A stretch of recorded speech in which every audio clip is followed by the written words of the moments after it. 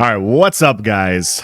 Another day, and today we have PTR patch notes. Now, if you're seeing what I'm seeing, these were posted at 2:10 in the morning, and they were edited again at 3:15. So I got to wake up to this wonderful gift that I wanted to share with all you guys. So these are Ashes of Creation's PTR patch changes. So they're testing these things on the PTR. If they go well, they will go live. These are not something you're going to see in-game yet, but these are things that they're working on. I kind of combed through a few of them. I thought they looked pretty good. Wanted to talk to you guys about it. So with that being said, let's dive into it. Known issues: some Riverland gatherables will still spawn in the Sandsquall Desert. There may be significant popping in and out of terrain assets in the Sandsquall Desert. Yes. Prismarium has an issue where players near the entrance will have blinding light settings until they move deeper into the pocket dungeons. Sandsquall Desert. Pocket dungeons. Pocket dungeons are mini dungeons that are available based on node level. These offer greater risk and greater rewards than generally adventuring out in the world. Bosses here can have unique gear drops. Great. So the place that doesn't exist, Sandsquall Desert, is getting pocket dungeons. Added pocket dungeons in the following places. Brood Pit Pocket Dungeon is north of Azmoran. Okay. Lost Heroes Sepulture Pocket Dungeon is to the north of Aethanar. Prismarium Pocket Dungeon is northeast of Azamar. Scarab Song Hollow Pocket Dungeon is east of Sunhaven. Snakebite Stash Pocket Dungeon is west of Aethanar. And Vault of the Emigrant Pocket Dungeon is northeast of Sunhaven. So a lot more content added to the desert. I've been in the desert for like the last 3 days, messing around, looking for different things and everything, and it's pretty cool. It's pretty cool, like the landscape and everything, but there hasn't been a lot of content, and for good reason. They've been branching out into it. It'll be really cool to see what happens to the population of the server when they start adding all these new places, and what kind of gear drops from these new places. I'm very much looking forward to this. Sandsquall Desert enemies and NPCs. New elite enemies added to the Sandsquall Desert include the Najash Hunter, Najash Predator, and Najash Tracker. Okay, so new NPCs, not just placeholders. Elite enemy variants added to the Sandsquall Desert include Desert Crocodile, Bull Crocodile, Sandweaver Scorpion, Venom Strike Scorpion, Giant Sandweaver Scorpion, Scarab, and Crimson Scarab. Okay, so yeah, there's quite a few different ones here. New enemy variants added to the Sandsquall Desert include Sandsquall Broodling, Scarab Hatchling, Crimson Giant Scarab, and Desert Flesh Golem. Cool. Crystal Golem's disintegrate ability will now be more reliable. Great. The large Scorpion can now Fury Pincer Smash, improve Scorpion attack visuals, underground movement, and various other animations. I've been dealing with issues with some of the Scorpions being invisible and still being able to kill me. I don't know if they're underground. I don't know if they're invisible. I don't know what's going on over there, but every once in a while, you start taking a lot of damage, and it's typically some Scorpion you aggroed and you didn't realize you did, and they're destroying you. Giant Scarab has improved visuals for attacks. Sandsquall Desert Artisanship added new huntable NPCs. These include the Bone Strider, Broodling, Daystrider, Desert Crocodile, Dynasty Beetle, Glimmering Geode, Hippos, and Vashon Komodo. Wow. This is a lot of stuff added to a place that doesn't exist. Flail Runner has carcasses on its hunting drop table. Armored Raptor huntable NPC has more spawn locations. Acacia and Date Palm have been added as new lumberjack and gatherables. Sandstone has been added as a new mining gatherable. Poppy and Agave have been added as new herbalism gatherables, and removed all gatherables found in the Riverlands from the Sandsquall Desert. So, what I talked about in my previous video, this is coming to fruition on the PTR, where the Sandsquall Desert will have its own resources, the Riverlands will eventually have their own resources, and trade will have to commence, and caravans will have to run, and these valuable resources going in between both places will have to be defended. And yeah, that's pretty cool. That is very, very cool. I'm very much looking forward to seeing this stuff. Hopefully it comes live soon. Sandsquall Desert quests and events. Ambush event has been added to the north of Aethanar. Ambush by Night event has been added to the north of Aethanar. Scorpion Charmer, Shade Bellies. I don't think we need to know the name of the events, okay? You guys can see them here. I don't think I need to read them all to you. Sandsquall Desert environment and visuals. Sandsquall Desert has had many changes and improvements to the look and feel of this biome. Ye old construction signs have been added in some exceptionally work-in-progress areas. It's almost like the place exists. Added landmarks for future POI development. Added large essence crystals throughout the Sandsquall Desert. Clouds in the Sandsquall Desert have been changed to feel more in line with the biome climate. Unique lighting has been added to some areas. Ambient audio and visual effects have been added to the Sandsquall Desert and improved collision with many things. Yeah, there's a couple areas where, like, I got up to this really high point. I was on a ranger and I was able to access some areas that other archetypes can't. And when I got to the top of it, I kind of sunk into the ground, and I had to like acrobatic myself to get out. And so, yeah, there are some collision issues where randomly like ads will be running at you in a rock, and then they'll sink into the rock, and then they'll pop back up, and then they'll sink. And yeah, it's funny. It's funny for sure. General, effective immediately, all Santa hats, candy canes, Christmas trees, and all forms of Christmas cheer have been purged from Vera. Bah humbug. Added a 7-day expiration to marketplace item listings. Items that have expired can be reclaimed and relisted. Cool. That's great. Shrines will now automatically attune when you are a small distance away. The unstuck ability will now be a 15-second channel for characters and caravans. Fixed bugs causing caravans to get stuck, and improved recovery logic. Updated a variety of descriptions for equipment. Fixed a bug causing moonlight to sometimes blind players. Improved visuals for caravan cargo explosion. Adjusted a variety of levels and rewards for side quests, and added environment assets to help support Road to Jova quests. General, pressing escape will no longer cancel abilities that have consumed a cost. This will make it so that bard music isn't canceled by hitting escape. Fixed a bug preventing weapon combo finishers from stacking correctly. That's great. I've noticed that bug. Significantly improved performance for weapon combos. That's fantastic. Increase the road buffs for characters, mounts, and caravans. This is great. Yeah, this going on the roads has been hardly noticeable as far as speed goes. So it'll be nice to see what it's supposed to be like. Updated visual effects for the tank's absorption field, indomitable field, intimidating aura, taunt, and wall abilities. Out of combat regeneration is now displayed as a regeneration stat. That's great. Mounts. Improved sound effects for various enemies and mounts. Fixed the bug preventing mounts from jumping if up against a wall. Updated a variety of mounts to include much more detailed descriptions. Added audio to swimming, sprinting, and running. A lot of stuff going into these so far, and we haven't even gotten to my favorite part, guys. We are now 8 minutes in. We are at the good stuff. We are at the combat changes. Bard Resonance has been added as a stat to the player's HUD. Dark Lullaby, single target, damage bonus per debuff on target reduced from 15% to 3%. That is a huge nerf to Dark Lullaby for single target. AoE, damage bonus per debuff on target reduced from 10% to 3%. Base damage increased from 25% to 35%. Okay, so you kind of offset it. Sorry, just doing some quick numbers in my head. Okay, cool. Chilling Lament, single target, damage reduced from 75% to 60% to base damage. Another nerf to single target for bards. AoE, reduced base damage from 50% to 40%. Discordance, reduced damage from 75, 50, 25 to 50, 37.5, 25. Cooldown reduced from 25 seconds to 15 seconds. So what we are seeing so far is a lot of damage for Bard is being nerfed. Overall, just like across the board. Some of these are substantial. I don't know how much these skills are used. I'm just saying that these are substantial nerfs. 75 to 60% is an adjustment, of course, but it's not huge. This one's interesting because it is getting a damage nerf, but you'll be able to cast it almost twice as often. So that one's interesting. I don't play a bard. I'm just telling you the numbers. Yes, you're not going to be able to hit as hard. It's not going to be as bursty, but I could see this having more sustained pressure just because you have a lower cooldown. You'll be able to cast it quite a bit more often. Mock, base damage increase from 110 to 125. All right. Fiery Wit burn damage reduced from 75 to 60%. Resonance will now grant an extra stack at the end of songs and dances. Resonant Weapon, shock status applied reduced from 5 to 1 per stack consumed. Sagas will now have a 90-second cooldown, will not consume theme buffs. Themes have been reworked to target base stats and optionally stack or weave with each other. Fortissimo will now empower, I think I said that wrong, guys. I'm sorry. That was terrible. Will now empower melodies at the cost of resonance. Pantheon Saga has been reworked to grant a mana restoration weapon buff. Nimble Dance will prioritize dispelling crowd control effects and polish the animation and timing for a variety of sagas. Cleric Mend, increased base healing from 1 to 1.5. Okay, that's quite a jump at base. So Mend is going to, That is a big buff. Flash Cure, decrease base healing from 2.5 to 1.75. Increase mana cost from 10 to 20. Okay, so Flash Cure got a huge adjustment. Huge adjustment in effect and mana cost. Just kind of get punched in the gut both ways there. Deliverance, updated sound effects. Divine Infusion, updated sound effects.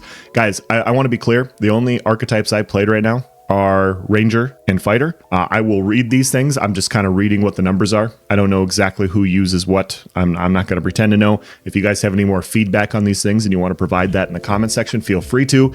I will eventually get to all the archetypes. I will. I promise. I'm saving my next leveling experience for Ranger, and so all the other more boring archetypes have to wait. I apologize. Maybe be less boring next time. Mage, Shatter, reduce damage from 300 to 225. That's a pretty substantial adjustment to Shatter. Tank, Vengeance, damage increase from 90, 100, 110 to 120, 130, 150. Temporary health increase from 0.1, 0.2, 0.3 to 222. Huge health increase on Vengeance. Remove Courage cost, added a mana cost of 10 and an 8-second cooldown per charge. Targeting has changed from AoE to single target. No longer breaks combo progression, allowing it to be weaved between combos. Successive combos cancel some post frames from each previous combo step. Incoming hits now reduce the cooldown by 0.5 seconds, and blocked hits reduce the cooldown by 1 second. Cool. I like that. Has a 1 second internal cooldown on... Okay. Thank you. That's awesome.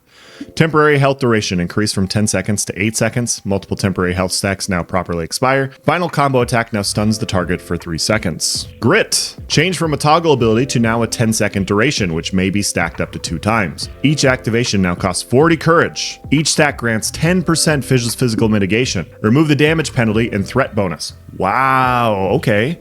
No longer breaks combo progression. The supernatural grit passive will now grant half of the physical mitigation as magical mitigation. That is a huge change. I was actually talking to a few of my tank friends yesterday.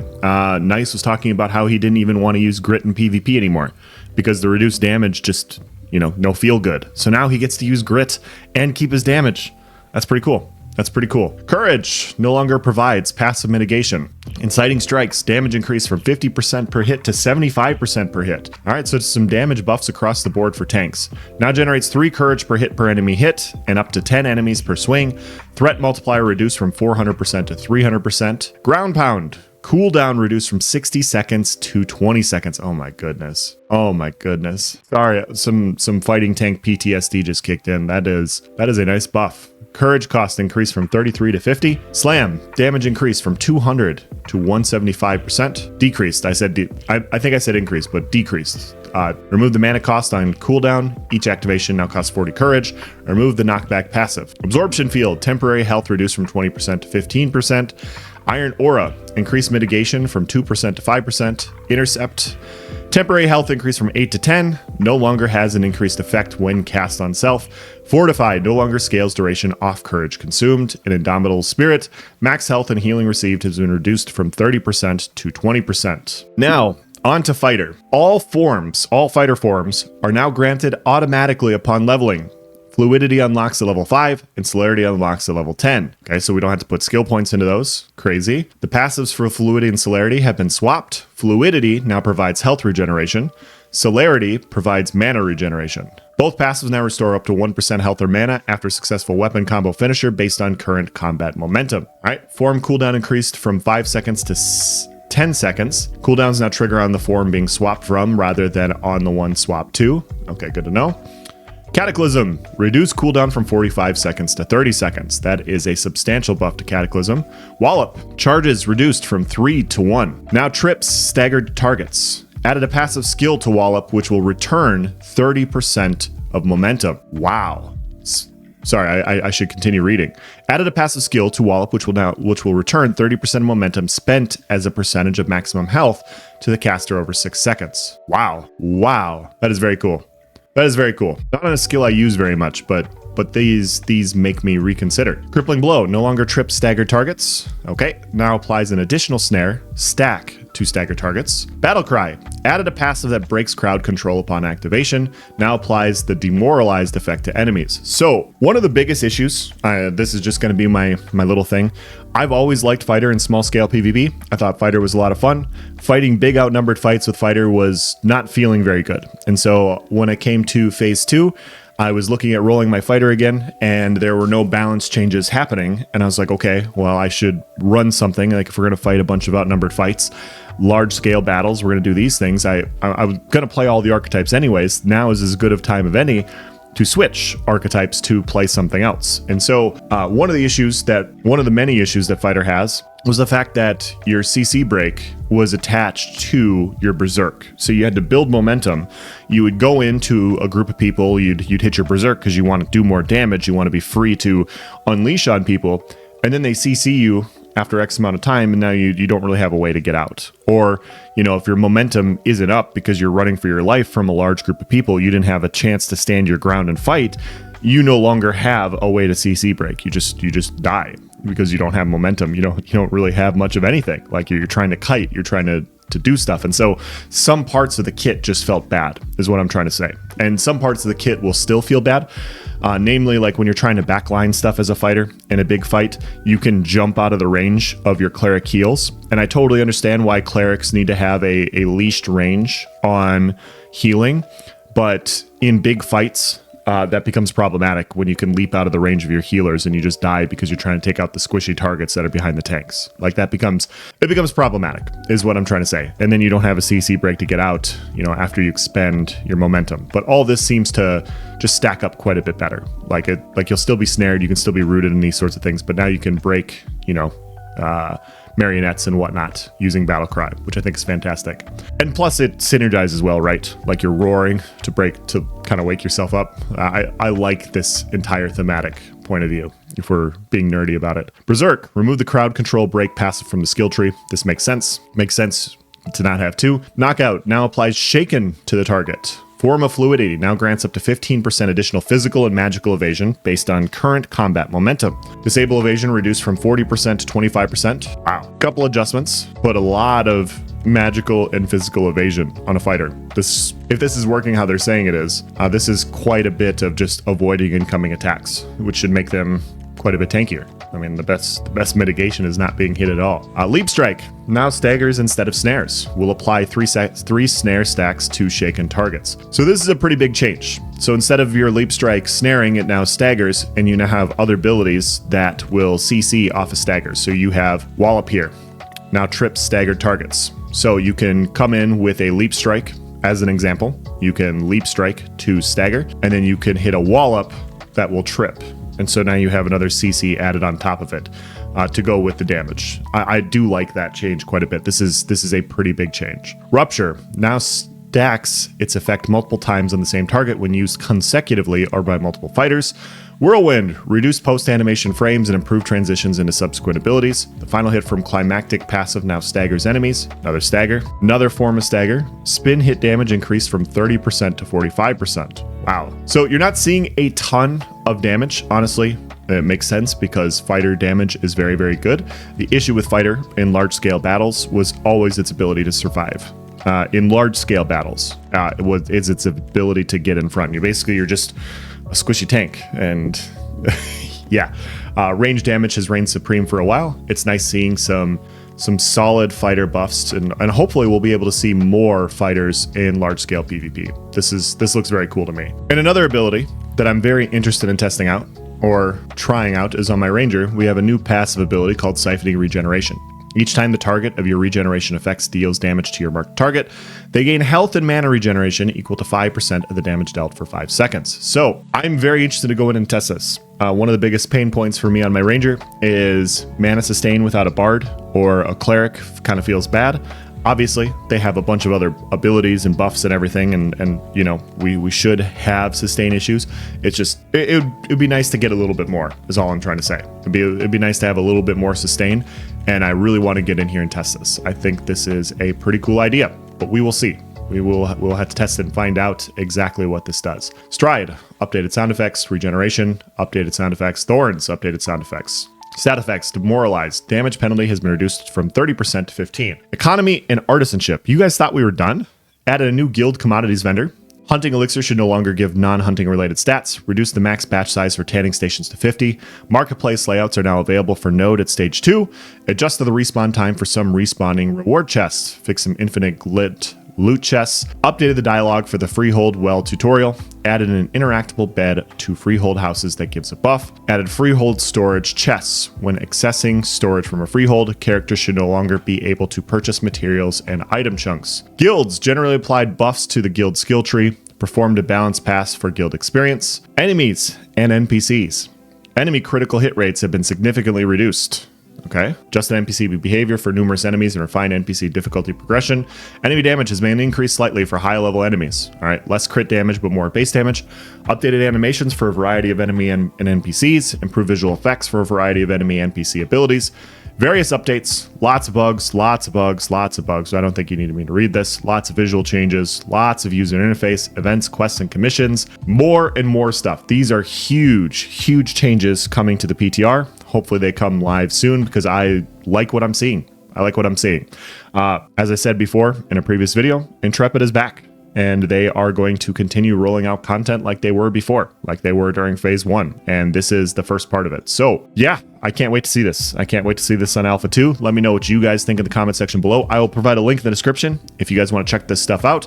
But yeah, big expansion into the desert, a lot of combat balance changes. You could have to see if it's good or bad for your specific archetype. I'm gonna end this video here. Thank you for watching, guys. Have a nice day.